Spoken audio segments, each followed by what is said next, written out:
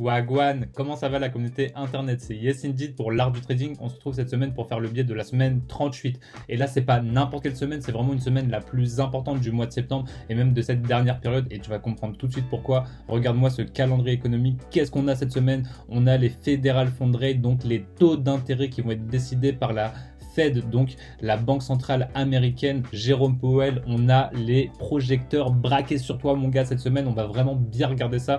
On va étudier le calendrier économique lundi 15 septembre 8h30, Empire State Manufacturing Index, l'indice de l'activité manufacturière dans l'état de New York, donc ça reste important, notamment avec qu'on a le mardi 16 septembre à 8h30, on a les ventes au détail hors automobile concernant le core retail sale et concernant le retail sale monthly, donc le chiffre global incluant tous les secteurs. Et ça va être important parce que on comprend avec la politique de Donald Trump, les droits de douane, forcément ça a un impact, mais c'est pas du tout le plus important parce que le plus important c'est là, le lendemain, mercredi 17 septembre à 2h PM, on a les taux d'intérêt qui vont être décidés par la Fed après plusieurs mois d'attente. Ce rendez-vous est le cœur de la semaine et même de cette dernière période parce que ça va avoir une résonance globale sur toutes les classes d'actifs. J'ai dit toutes les classes d'actifs parce que ça va avoir une résonance globale vraiment partout.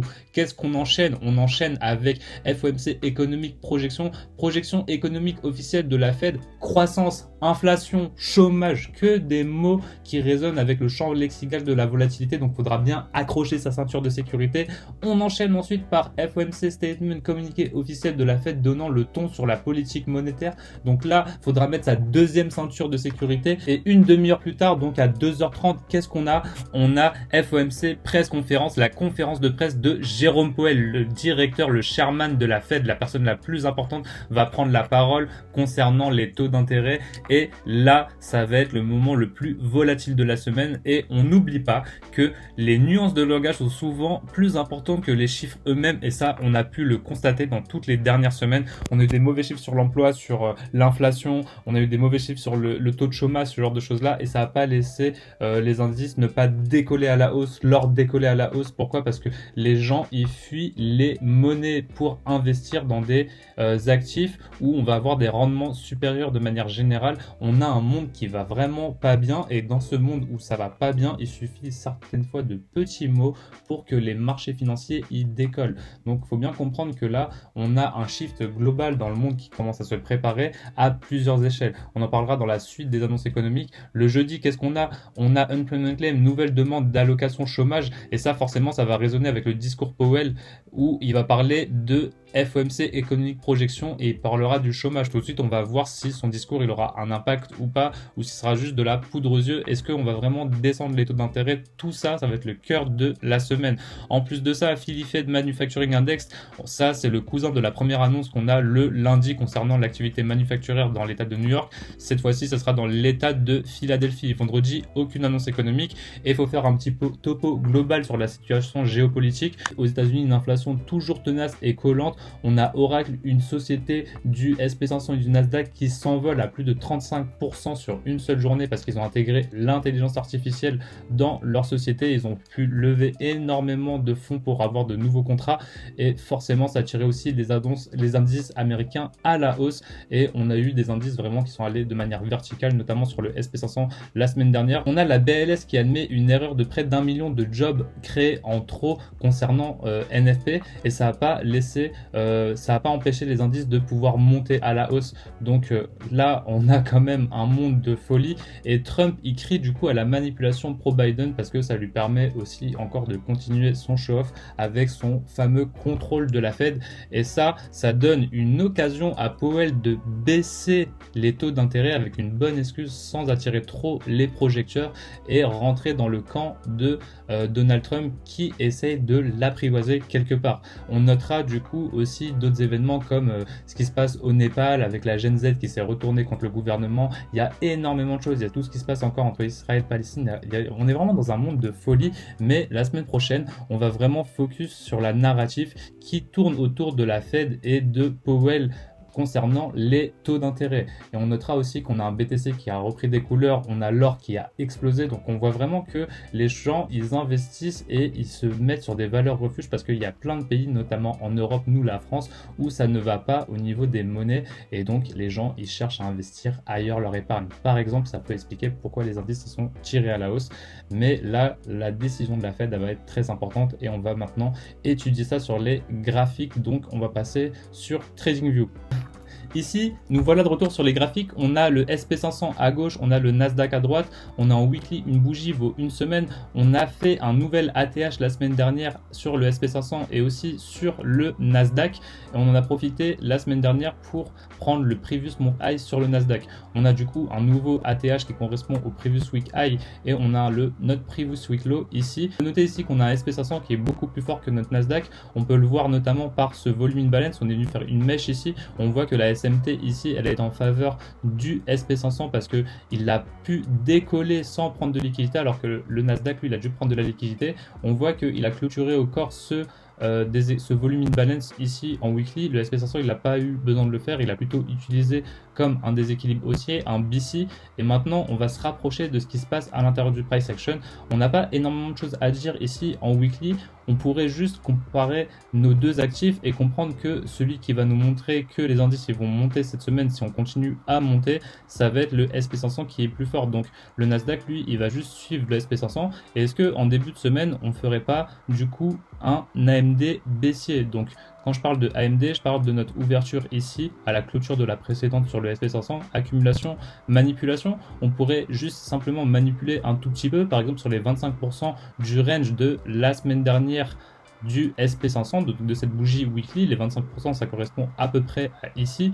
Et pourquoi pas d'ici monter pour le reste de la semaine et on verra ce qui va se passer au niveau des taux d'intérêt. Forcément, ça va être déterminant. Donc pourquoi pas faire un bas ici, très bien, et ensuite distribuer à la hausse. On pourrait faire ça ici et exactement la même chose sur le Nasdaq.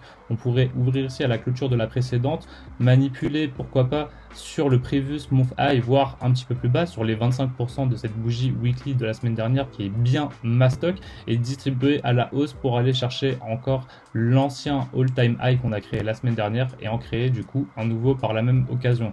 Ici, ça va être le SP500 qui va mener la tendance. Et si on regarde ça ici maintenant en daily, là on est en daily sur le SP500 à gauche et le Nasdaq à droite, code couleur jaune et noir pour le daily. Et ici, quand on regarde le SP500, on peut voir que dès lundi de la semaine dernière, on a fait que monter. Lundi haussier, mardi haussier, mercredi, jeudi, vendredi haussier. On a un Nasdaq qui a fait un petit peu pareil mais un petit peu moins fort, donc on a un SP500 qui est vraiment plus fort ici. Et ce qui va être déterminant, c'est ce déséquilibre daily. Est-ce que ce déséquilibre daily, il va tenir ici ou pas cette semaine? Donc si on tient ce déséquilibre daily, il y a moyen que ce soit le bas de la semaine qu'on fasse ici, qui correspondrait aux 25% du range de la semaine dernière. Donc d'ailleurs, quand je vous parle des 25% avec un Fibonacci, ça va ressembler plutôt à ça. Je vais prendre le bas de la semaine dernière, le haut de la semaine dernière, ils sont les 25%. Les 25%, ils correspondent à ce déséquilibre daily. Est-ce qu'on va respecter ça, le dealing range high, et continuer à faire des prix premium ici pour la suite de la semaine, notamment pour la seconde partie avec la décision de la Fed? Ça va être déterminant. Dans le cas où on clôture ici, en dessous, qu'est-ce qu'on va faire? On va penser à notre Immediate Rebalance Weekly ici. Donc qu'est-ce que c'est ça? C'est le haut de il y a 2 semaines, donc c'est le haut de notre première semaine NFP ici. Et donc ça va être très important de voir si on va vouloir repricer du coup aux 50% du dealing range de la semaine dernière. Donc on a ces deux options là pour voir un bas de la semaine et une réaction plutôt à la hausse pour créer un all-time high, et on aura exactement le même raisonnement ici sur le Nasdaq. On va voir que les 25% ici, ils correspondent à peu près à notre volume imbalance ici, parce qu'on peut le voir ici, on a ce déséquilibre qui n'est pas au même endroit sur le Nasdaq, qui a été beaucoup plus faible. Donc les 25% correspondent à ce volume imbalance, ça reste intéressant comme une première target pour la manipulation baissière. Et si on continue et qu'on va aller jusqu'au 50%, on ira sur l'immediate rebalance, les 50% de notre dealing range de la semaine dernière, pour par la suite, pourquoi pas, avoir des plus hauts. Donc pour l'instant, on voit qu'on est sur un marché plutôt vraiment bullish. Et ici, quand on vient en 4 heures, qu'est-ce qu'on peut voir? On peut voir que si on passe en regular trading hours, on a un RTH gap ici de jeudi dernier, on a celui de lundi dernier. Il n'est pas forcément important celui de lundi dernier, mais en tout cas celui de jeudi dernier, il est plutôt important. On a une belle confiance avec l'immediate rebalance et il est sous le déséquilibre daily dans le cas où on l'inverserait pour toucher l'image tree balance avant d'avoir une réaction ici au niveau des 50% de notre yielding range. On a exactement la même réflexion ici sur le Nasdaq, et en plus quand on prend un peu plus de recul sur le Nasdaq, on a un autre niveau de confluence ici. On peut voir que ici on a une belle confluence entre un regular trading hour, un ancien volume in balance daily ici, et ici aussi notre immediate rebalance weekly dans le cas où on ne voudrait pas créer de déséquilibre en weekly, donc de créer un BC. Je vais vous remontrer en weekly à quoi ça ressemble, et en weekly du coup ça ressemblerait à ça. Sur le Nasdaq, on créerait ce déséquilibre ici entre le bas potentiel qu'on peut imaginer qu'on ferait ici sur les 25% du dealing range de la semaine dernière, et ici sur le haut de la première semaine de notre mois de septembre. Et ici ça nous donnerait ce déséquilibre, et ce déséquilibre on pourrait par la suite pour la dernière semaine de septembre par exemple repricer ici et encore recréer des nouveaux atterrissages. Donc moi je m'attends plutôt à ça. On a un prix qui est plutôt bullish, et comme je vous le dis souvent sur les indices, on est bullish jusqu'à preuve du contraire. La semaine dernière on n'a pas eu de retracement, on a eu plutôt un prix vraiment bullish, et ça pourrait continuer cette semaine. Maintenant il faut comprendre où est-ce qu'on va faire le point bas de la semaine avant de pouvoir monter, parce qu'on sait que dans une semaine haussière on a d'abord une manipulation baissière. Donc là les graphiques, je vais pouvoir te mettre les screenshots comme d'habitude dans la suite de la vidéo, comme ça tu pourras reproduire chez toi si tu le souhaites les niveaux clés. N'oublie pas que ce qui va nous intéresser cette semaine, ça reste la narrative de Jérôme Powell, et tout peut changer à un instant, d'un instant à un autre. Et on vient de faire le biais de la semaine 38, on se voit pour le biais de la semaine 39 la semaine prochaine. C'était Yes Indeed pour l'art du trading. Je te souhaite une très bonne semaine de trading. Allez, ciao ciao ciao.